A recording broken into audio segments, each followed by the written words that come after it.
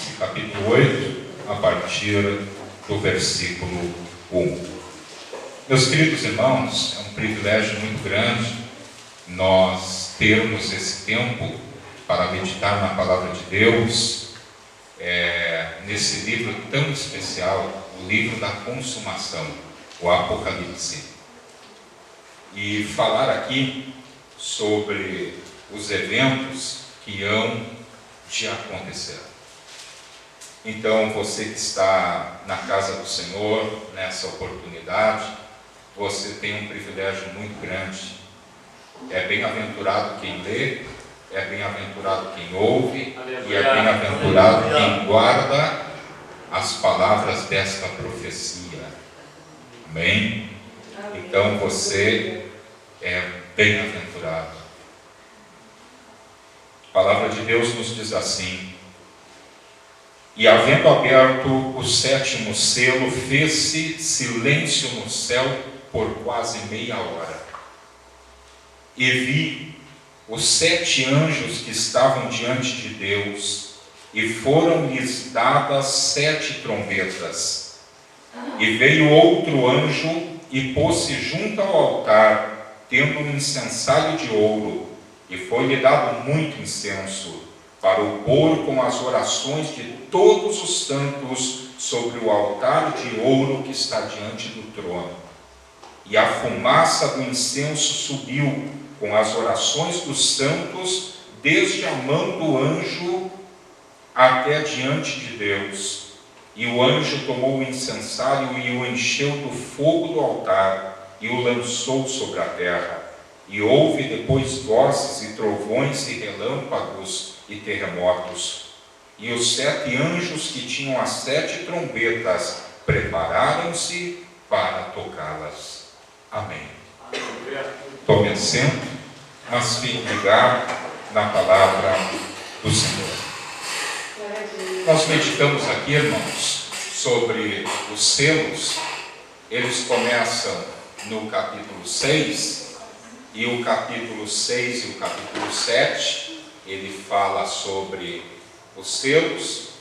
E agora, no capítulo 8, com a abertura do 7º selo, então nós temos aí a manifestação das trombetas. Vai ser assim: a abertura do 7º selo dá lugar às trombetas, e a abertura da 7ª trombeta dá lugar às taças. Nós temos então, nos tempos do fim, uma sucessão de eventos que trarão a manifestação da ira de Deus sobre a humanidade. É uma sucessão: selos, trombetas e taças, nas quais se consuma a ira de Deus. Queridos irmãos, nós temos os selos e as trombetas na primeira parte da 70ª semana de Daniel. Aqueles 7 anos que vão ocorrer depois da vinda de Jesus, depois do arrebatamento, Então, separados em 3 anos e meio, primeiro período, segundo período de 3 anos e meio, primeira tribulação, segunda grande tribulação. Selos e trombetas encerram o período da tribulação, e as taças encerram o segundo período, chamado grande tribulação. No final disso, o Senhor Jesus vem em glória. Aleluia. Amém? Glórias a Deus. Então vamos começar a meditar aqui sobre, em primeiro lugar, o significado das trombetas. O que elas significam? O que as trombetas significam? As trombetas, elas vão aparecer em todo o Antigo Testamento. Todo o Antigo Testamento, lá em Números capítulo 10 e versículo 1, o Senhor ordenou a Moisés fazer as trombetas de prata. eram tocadas antes trombetas que são o shofar de chifre de carneiro. Era pego o chifre do carneiro e era tocado diretamente no chifre de carneiro. E agora Deus ordenou fazer as trombetas de prata. Mas qual é o significado da trombeta? Vamos para a Bíblia, gente? Vamos lá, vocês me ajudam? Me ajudam? Então tá. Eu posso fazer aqui e ir nos textos, tudo, irmão, mas para nós manusear a Bíblia aí, ok? Então abra lá em Números capítulo 10 e versículo 1 e vamos fazer leitura. São inúmeros textos, gente, são dezenas de textos falando sobre as trombetas, mas a gente não precisa olhar todos, mas pelo menos alguns.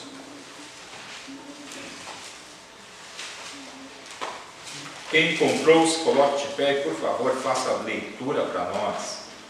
Falou mais o Senhor a Moisés, dizendo: faze 2 trombetas de prata, de obra batida as farás, e te serão para a convocação da congregação e para a partida dos arraiais. Amém. O toque de trombeta, ele tinha como propósito reunir a congregação, ajuntar a congregação. Ela tinha como propósito despertar a congregação para quando o acampamento se levantasse. Irmãos, são inúmeros textos. Se eu fosse olhar para todos eles, nós falaríamos só sobre trombeta hoje.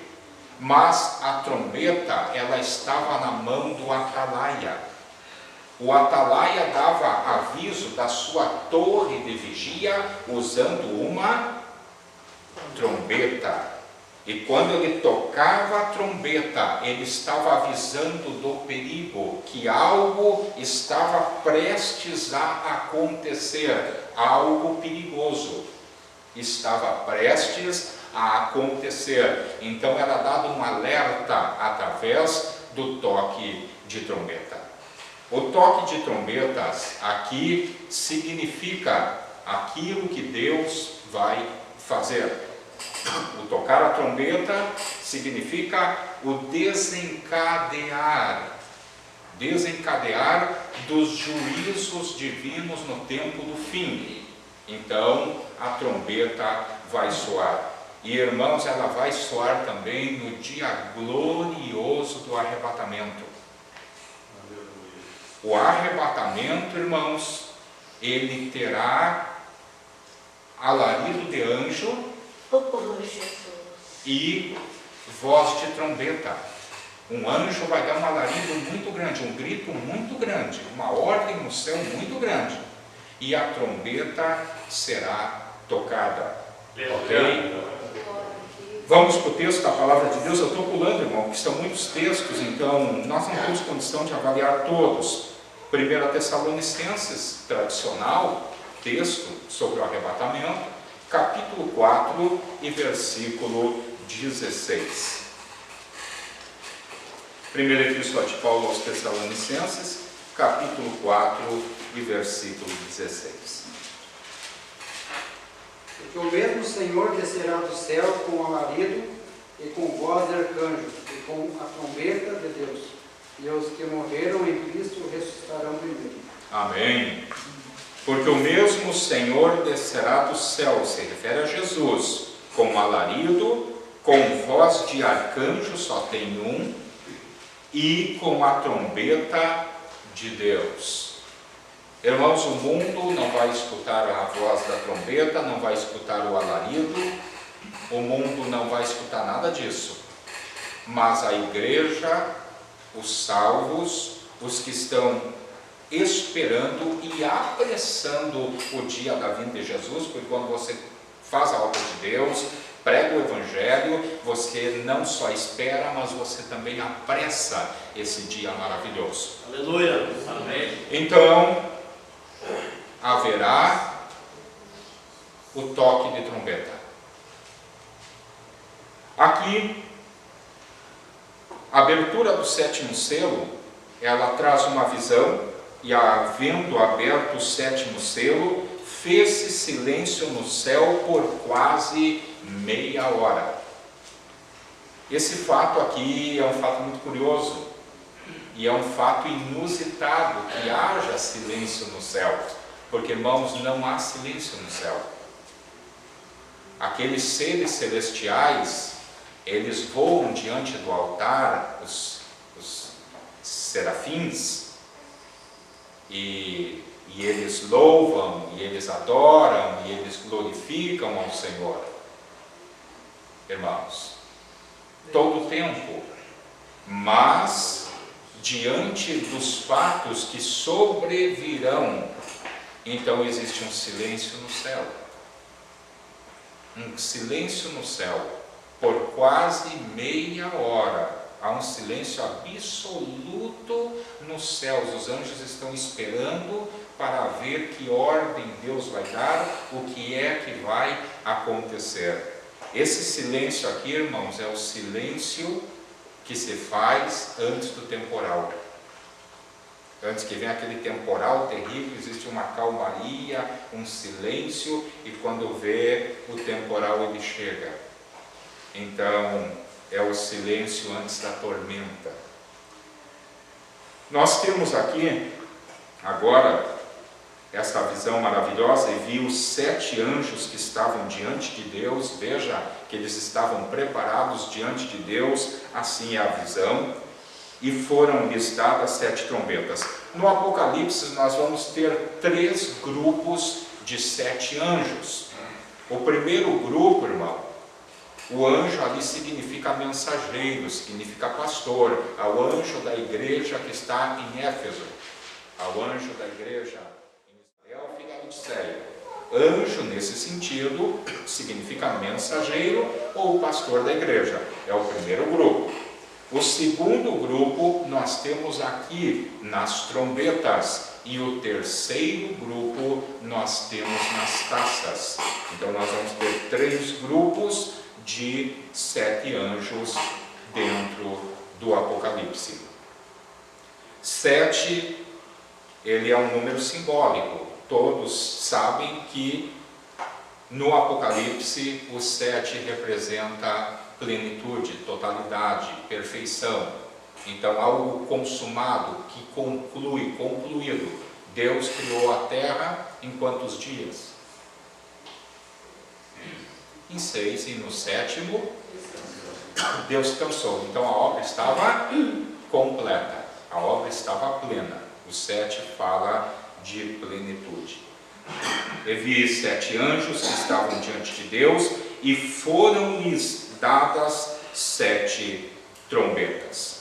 E veio outro anjo e pôs-se junto ao altar. Sabemos, irmãos, que existiam 2 altares. Os conhecedores da Bíblia vão lembrar que Êxodo capítulo 25 ao capítulo 40 está falando sobre a construção do tabernáculo, desde o capítulo 25 até o capítulo 40, com minúcias de detalhes. E o Senhor ordenou, irmão, que se fizessem 2 altares. O primeiro altar está no pátio exterior e se chama Altar dos Holocaustos. Ele é de bronze, madeira de acácia revestida de bronze. Ali se faziam os sacrifícios. O sacerdote, degolava os animais e os consumia no altar. Então é o altar dos holocaustos. Uma hora que tivermos oportunidade para falar sobre o tabernáculo, então a gente fala da simbologia que existe no tabernáculo. O segundo altar, ele é menor. O primeiro altar é um altar grande, o segundo altar é um altar pequeno. O primeiro altar é um altar exterior, o segundo altar é um altar interior, ele está dentro do tabernáculo, diante do véu, e se chama altar do incenso. O altar do incenso, irmãos, ele não é de cobre. Cobre é símbolo de juízo, juízo do pecado. gera a morte da vítima, isso precisa de tempo para explicar. Ele é de ouro. Ouro. Ele é um altarzinho de ouro. Nesse altar, os sacerdotes ofereciam incenso. É o altar do incenso. A brasa é pega do primeiro altar. Do primeiro altar que está lá do lado de fora. Eles iam lá e pegavam a brasa, o incensário, o pó aromático dentro do incensário, colocavam a brasa e traziam diante do véu e então ofereciam ao Senhor o incenso. O incenso, irmãos, era um pó aromático, um perfume muito bom, um perfume muito agradável. Esse perfume, esse incenso, Apocalipse diz que representa as orações dos santos. O que representa esse incenso? Orações dos santos da tribulação. Os santos da tribulação, irmãos, são aquelas pessoas muito sofridas. São aquelas pessoas que, quando, nessa primeira parte aqui, gente, nessa primeira parte, que são os selos e as trombetas, existe salvação, existe oportunidade, existem ainda pessoas que orarão. Depois, com as taças nas quais se consuma a ira de Deus, nós podemos entender que a partir dali já não se vê mais essa questão de salvação. Então, o anjo, ele vai aparecer outro anjo. Primeiro aparece 7 anjos, agora eles saem de cena, eles estão diante de Deus, eles recebem as trombetas, estão posicionados. Quando você fizer a leitura, irmão, faça assim um quadro mental. Eu não sei se vocês conseguem, mas eu consigo, gente. Quando eu estou lendo a palavra, quando eu estou explicando a palavra, o quadro, eu estou explicando, eu estou vendo os 7 anjos diante do trono de Deus, daí aparece outro anjo, eu consigo enxergar isso aí. Aleluia! Então, você procure fazer o quadro mental. E veio outro anjo e pôs-se junto ao altar. Que altar é esse? O altar do incenso. Tendo um incensário de ouro, e foi-lhe dado muito incenso, para o pôr com as orações de todos os santos sobre o altar de ouro que está diante do trono. E a fumaça do incenso subiu com as orações dos santos desde a mão do anjo até diante de Deus. Então subiu o que, gente? Fumaça misturada com oração.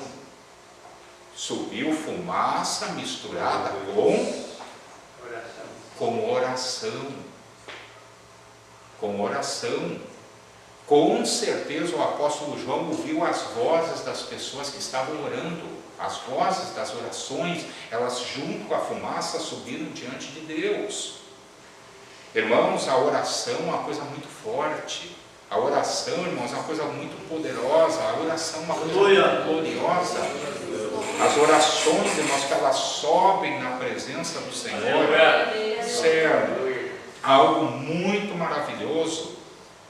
Por isso que Satanás luta para os crentes não orar, para os crentes ter alergia de culto de oração, para os crentes, irmão, colocar na cabeça do crente, não, chega lá às 8, até às 8 é oração, pode ir um pouquinho mais tarde, é oração.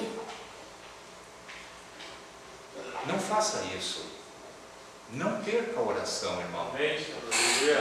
Não perca a oportunidade de falar com Deus, de estar na presença do Senhor, ainda que a oração ela seja uma batalha.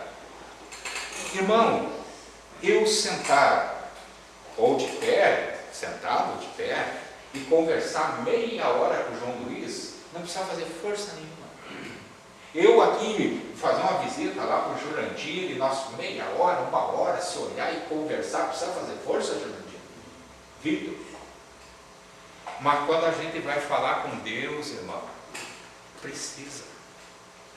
Porque entre nós e Deus existe um mundo espiritual. Entre nós e Deus que habita, irmão, no terceiro céu, que é o céu dos céus, a habitação de Deus. Existe o primeiro céu, que é o céu dos passarinhos, das aves, onde o avião passa, céu atmosférico. Existe o segundo céu, que é o céu das estrelas, onde avião nenhum chega. E nesse céu existem, irmãos, uma fortificação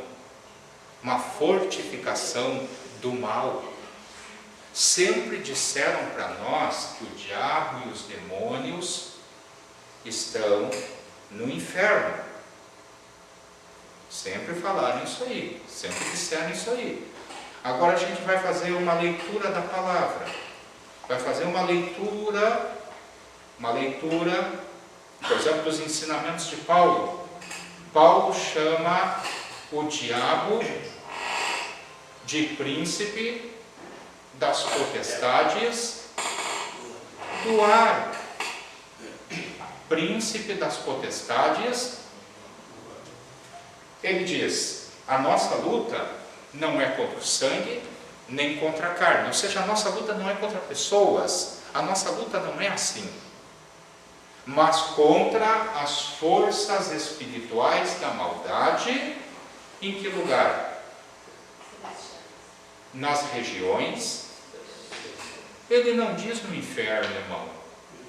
Isso é um ensinamento, uma tradição do inferno de Dante. Essa aí é uma reminiscência, irmão, de uma herança religiosa do outro, antes de você se converter. Não vou estar dizendo o nome de igreja, que coisa. Mas o apóstolo Paulo ensinou que as forças do mal fizeram os seus quartéis aonde? Nos ares. Nos ares, irmão. A queda de Satanás se dá assim: do terceiro céu ao segundo céu.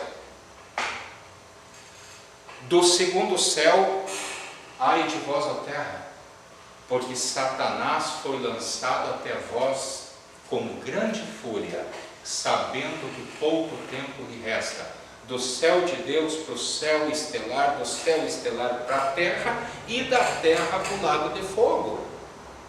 A queda de Satanás, irmão, ela vem. É assim que a Bíblia ensina. É assim que a palavra de Deus ensina. Está clarinho isso aqui na palavra de Deus. Ok?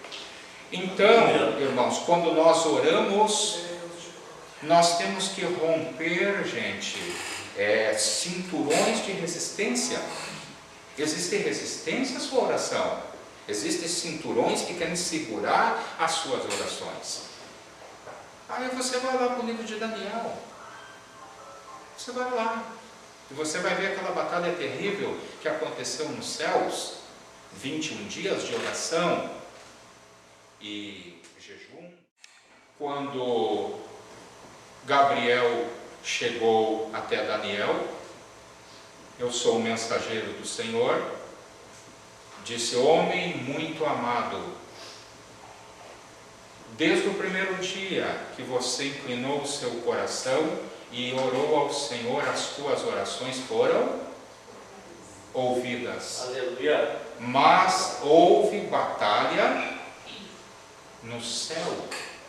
Irmão, é muito simples. Houve batalha no Miguel é o arcanjo, e seus anjos batalharam uma guerra que houve nos céus, porque o príncipe da Grécia e o príncipe da Pérsia. Mas o príncipe da Grécia e da terra, lá no céu fazendo guerra? Não, irmão, não. O bom senso diz que não é o príncipe da terra, mas é o príncipe demoníaco, a potestade que dominava sobre a Grécia e a Pérsia, o espírito territorial, o espírito demoníaco, lutaram. E Gabriel vai dizer para Daniel, Miguel venceu. Aleluia. E eu passei. Amém. E eu passei. Depois de quantos dias? 21. Que batalha, que guerra para não deixar aquele anjo passar. Que batalha, que guerra, meu. Guerra no céu, batalha no céu. Porque Gabriel trazia uma mensagem muito poderosa, muito importante. Uma mensagem escatológica. E agora ele chegou e trouxe a mensagem. Vocês querem saber? Capítulo 10 de Daniel, fiquem à vontade em casa para hoje. Aleluia. Então, irmão, é tão fácil falar com as pessoas 1 hora, meia hora, meio-dia, mas é tão difícil falar com Deus 10 minutos. Verdade. Porque a hora que tu começar, meu irmão, está ali a batalha. E nós precisamos e contamos com o auxílio do Espírito Santo. Amém, Senhor. Romanos capítulo 8. Nós não sabemos orar como convém, mas o Espírito de Deus, Espírito Santo, intercede por nós. Aleluia. Com gemidos inexprimíveis. Inexprimível não dá para exprimir com palavra, não dá para nós expressar, mas Ele sabe se expressar. E Deus, que conhece a intenção do Espírito, conhece, então Ele nos dá vitória. Aqui, o incenso, irmãos, ele chega na presença de Deus misturado com as orações dos santos. Diga para mim uma das orações dos santos que está lá no capítulo 7 de Apocalipse. Nós já passamos por aí. Vamos lá, vamos ver se a gente consegue.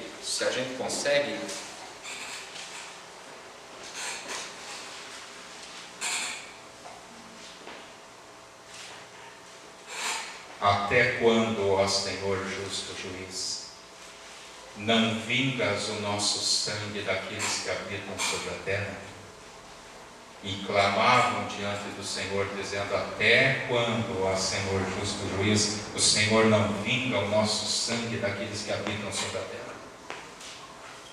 A oração é uma oração imprecatória, que reivindica a justiça de Deus. Eles querem, irmãos, que Deus faça alguma coisa, porque sofrendo demais. E na ocasião foi-lhe dado vestes brancas e mandado esperar. Mas agora a oração se mistura, e a fumaça do incenso subiu com as orações dos santos, desde a mão do anjo até diante de Deus. E o anjo tomou o incensário e o encheu do fogo do altar, e o lançou sobre a terra.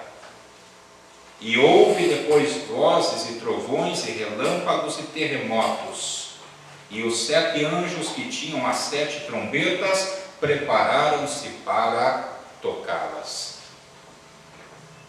Aquele incensário, cheio do incenso, com as orações dos santos, foi tomado pelo anjo e ele jogou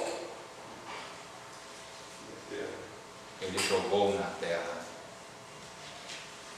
Isso simboliza que Deus vai lançar o seu juízo, que Deus agora vai responder às orações, que as pessoas vão pagar por aquilo que fizeram. Irmãos, os crentes vêm sofrendo desde o começo, e nós, eu acho que somos os que menos sofremos. Acho que nós somos a geração assim, irmão, que mais como é que eu posso expressar isso aqui? Ah, pastor, mas eu tenho luta. Tem, irmão, eu sei que você tem luta, você tem dificuldade, eu sei que você sofre, eu sei. Mas comparado ao sofrimento dentro da trajetória da igreja, da história da igreja, não está tanto assim não, irmão. Não está tanto assim não. Não é nada. A igreja, irmãos, ela já passou duras e severas perseguições. A igreja já passou por uma noite de São Bartolomeu. 150 mil huguenotes mortos numa noite. Entravam dentro das casas, matavam as famílias todas. 150 mil numa noite. A igreja, ela já viveu, irmão, períodos de duras e severas perseguições. E ainda vive. Ainda vive. Na Coreia, na China, nos países muçulmanos, em vários países da África. A igreja, na sua trajetória, irmãos, ela sempre andou contra a corrente. A igreja, ela foi perseguida por servir a Jesus. O Senhor Jesus, ele deixou claro essa questão. O mundo vos aborrece porque primeiro me aborreceu a mim. Se vós fosseis do mundo, o mundo amaria o que é, mas como não sois do mundo, o mundo vos aborrece, odeia. Por que muitas vezes a igreja é hostilizada? A igreja verdadeira, irmãos, ela não concorda com certas coisas. A igreja fica fraquinha, irmão, quando antigamente era chamada, o crente era chamado de protestante, mas os crentes ficaram tão devagar, tão fraquinho, irmão, que não protesta mais nada, agora é gospel. Mas antes era protestante, eles protestavam, Davi. Eles protestavam, eles marcavam a presença. Aleluia. Eles batiam o pé. Aleluia. Não.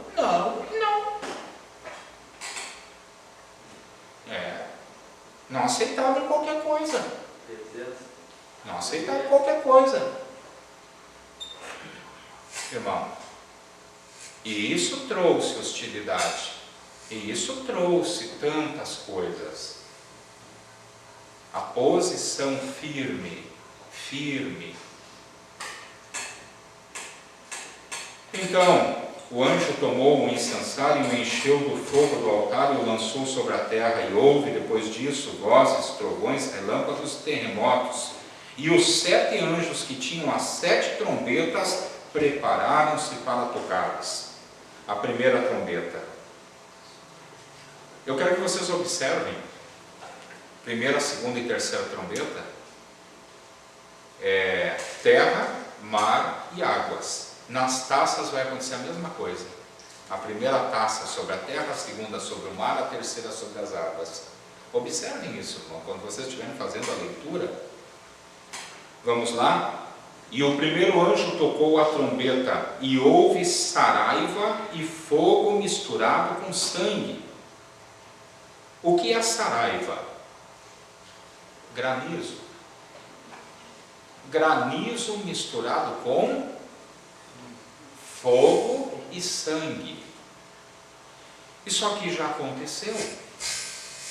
Lá no Egito, choveu saraiva misturada com fogo. Uma chuva de granizo, que aqui no sul chama de chuva de pedra, chuva de gelo, chuva de granizo, e no meio do granizo fogo. É bem uma coisa contrária, mas como Deus está mostrando que o juízo é dele, então ele está fazendo acontecer aquilo que naturalmente não pode acontecer, porque a chuva apaga o fogo, mas esse fogo ele se manifesta no meio da chuva. Irmãos, vai ter literalmente uma chuva de fogo. Chuva de fogo já aconteceu, choveu sobre Sodoma e Gomorra, fogo e enxofre, consumiu tudo. Então, o que está sendo narrado aqui, irmão, o que vai mudar é o tamanho, é a proporção, não o fato. Isso na história já aconteceu. Agora aqui a proporção. Vamos lá? Eu tenho uma interpretação, irmãos, futurista. A interpretação nossa, das Assembleias de Deus, do Apocalipse, é uma interpretação futurista. Nós cremos que a partir do capítulo 4 em diante são fatos relacionados aos tempos do fim. Tem gente que tem uma interpretação simbólica, então, ou preterista, que vai dizer que já aconteceu tudo isso lá no Império Romano, lá antigamente já aconteceu, mas nós sabemos que tudo não aconteceu. E nós sabemos que o mundo ainda não foi julgado. Mas vamos lá. E o primeiro anjo tocou a trombeta e houve saraiva e fogo misturado com sangue, e foram lançados na terra, que foi queimada na sua terça parte. Queimou-se a terça parte das árvores, e toda a erva verde foi queimada. Irmãos, vai ter um fogo com as queimadas ambientalistas, enfim. Não vou entrar no mérito da questão, da preocupação deles, mas nesse período e nesse momento, Deus vai mandar, irmãos, uma chuva de fogo do céu, que vai queimar a terça parte das plantas e da erva verde do mundo. E a pergunta é: onde está a maior floresta do mundo? Aonde? Brasilzinho. Gente, qualquer linha de geografia, pô. A maior floresta do mundo está onde? No Brasil. Entre o fogo que vai chover pelo mundo, irmão, vem fogo para cá também. Vem fogo para cá também. O que isso aqui vai ocasionar? Uma destruição tremenda. Isso aqui vai mexer totalmente no ecossistema. As florestas são o pulmão do mundo. E essa quantidade de fumaça misturadas na atmosfera, isso aqui não vai ser nada fácil. Não vai ser nada agradável. E vai provocar um efeito estufa que nós vamos ver na frente terrível. Mas vamos lá. Segunda trombeta. E o segundo anjo tocou a trombeta e foi lançada no mar uma coisa como um grande monte, um meteoro, ardendo em fogo, e tornou-se em sangue a terça parte do mar. Cai um meteoro, eles quando entram na atmosfera, irmãos, eles pegam fogo. Eles se transformam numa bola de fogo quando eles entram em contato com a atmosfera. E vai cair no mar. E vai aniquilar a terça parte de tudo que há no mar. Vida marinha e naus. Veja, terra e mar. A terça parte do mar, irmãos, significa mais que a terça parte da terra. Ok? A primeira chuva de fogo, ela vai devastar a terça parte da vegetação. Mas como o nosso planeta Terra deveria ser chamado de planeta Água, porque são 2/3 de água e 1/3 de terra, fácil. Pega o planeta, divide em 3 partes. Tem 2 que são de água e uma que é de terra. Os mares, irmãos, são muito mais que a terra. Tem muito mais mar, extensão de mar, do que terra. 2 por 1. 1/3 do mar será totalmente aniquilado. E temos que lembrar também que o mar, irmãos, para nós é uma vastidão de água. Mas o mar, irmãos, é o trajeto dos navios. É uma estrada de água tremenda, conectando o comércio internacional, enfim. E o segundo anjo tocou a trombeta e foi lançado ao mar uma coisa como um grande monte ardendo em fogo e tornou-se em sangue a terça parte do mar. E morreu a terça parte das criaturas que tinham vida no mar e perdeu-se a terça parte das naus. Terceira trombeta. E o terceiro anjo tocou a trombeta e caiu do céu uma grande estrela, ardendo como uma tocha, e caiu sobre a terça parte dos rios e sobre as fontes das águas.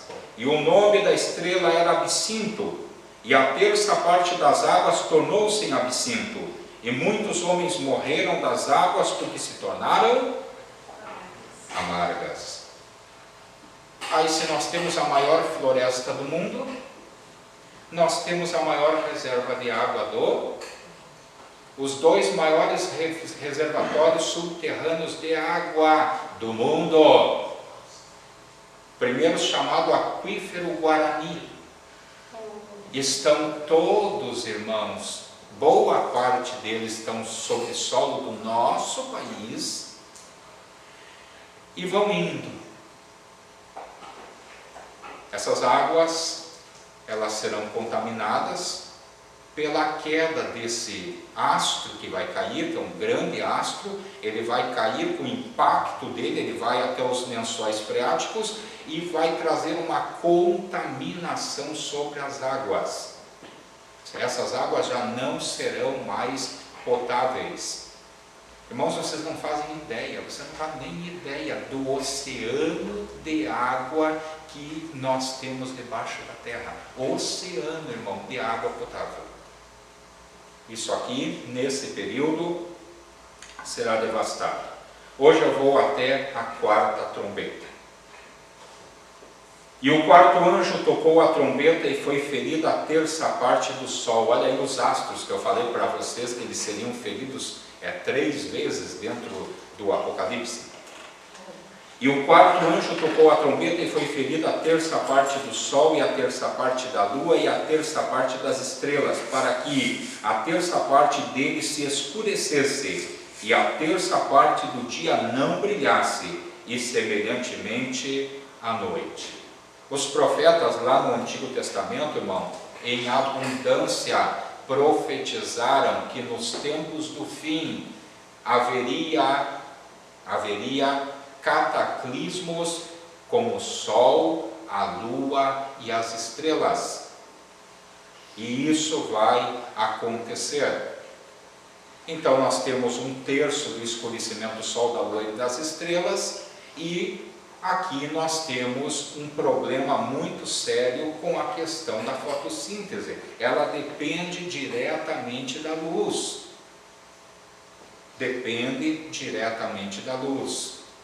Se isso aqui, irmãos, acontecer literalmente, como nós cremos que vai acontecer, os simbolistas não creem, eles colocam um símbolo para tudo, mas nós cremos que isso vai acontecer. Então, às 3 horas da tarde será noite. 3 horas da tarde vai estar tudo escuro. 2h30, 3 horas da tarde será noite. Ok? Isso aqui vai trazer um impacto muito grande para o mundo, para a humanidade. Primeira, a segunda, a terceira e quarta trombeta estão relacionadas à Terra e ao universo. Terra, mar, fonte das águas e astros. Quinta, sexta e sétima trombeta, diretamente relacionadas ao homem. Primeiro Deus toca na criação e depois Deus toca na criatura. Deus começa tocando naquilo que Ele criou, nessa obra maravilhosa, gloriosa da criação, e depois Ele vai tocar diretamente no ser humano. Por isso que Jesus disse no Evangelho de Mateus, que os homens, na expectação dessas coisas, eles vão desmaiar de terror. As pessoas, quando essas coisas começarem a acontecer, as pessoas vão ficar aterrorizadas, apavoradas, porque é muito forte. Tem gente que já se apavora com o temporal. Eu tinha um cunhado meu Deus do céu, o homem não podia, a minha irmã dizia, uma coisa séria, ele tomou um susto quando era criança de temporal, e depois não podia, batia um pânico no homem que estava louco. Aqui a coisa não vai ser brincadeira, gente, ok? Então, nós, irmãos, mais do que nunca, precisamos buscar a Deus, estar na presença do Senhor, servir a Deus, não por medo, irmão. A gente não está dando estudo aqui de Apocalipse, irmão, para colocar medo nos crentes. Você vai ser arrebatado, você nem vai estar vivendo esse período. Mas medo por quê? Aleluia. Medo do quê? Agora, irmãos, nós devemos viver em santo temor, todo dia devemos viver em santo temor na presença do Senhor, porque todas essas coisas, elas vão acontecer. Próximo culto, então, eu falo lá da quinta, sexta e sétima trombeta. Acredito que a sétima não, porque depois nós temos as passagens parentéticas, capítulo 10 e capítulo 11, que são aquelas passagens que dá aquela pausa e ele tem visões e depois volta ao assunto que estava tratando.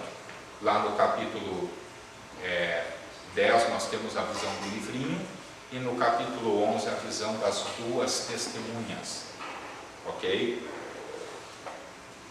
Muito bem. Vamos nos colocar de pé.